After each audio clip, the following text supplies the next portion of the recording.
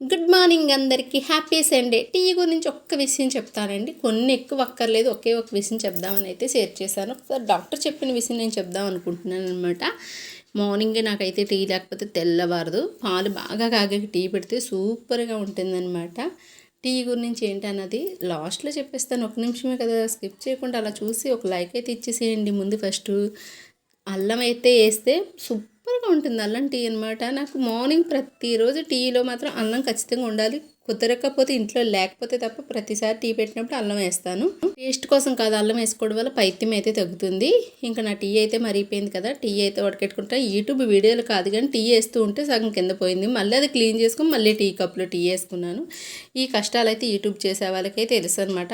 Videos పెట్టలేదు, చిన్న video చేద్దామని ఇవన్నీ తప్పట్లేదు అనమాట. చూసే వాళ్ళకి మాత్రం బాగా ఉండాలి, కళ్ళకి అంతా బాగుంటేనే కానీ అబ్బా అనిపించదు ఎవరికి. అంతే కదా, నిజమే, ఎవరికన్నా మనవన్న అంతే కదా. నెక్స్ట్ ఏంటంటే టీ తాగే ముందు ఎప్పుడు వాటర్ తాగాక టీ తాగండి, డైరెక్ట్గా టీ తాగొద్దు.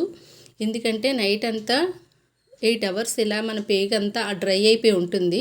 డైరెక్ట్గా టీ తాగడం వల్ల ఆ టీకున్న డికాషన్కి ఉన్నది పేగుకి అయితే పట్టుకుంటుందండి. కాబట్టి వాటర్ తాగిన తర్వాత తాగితే మనకు ఆ పేగు.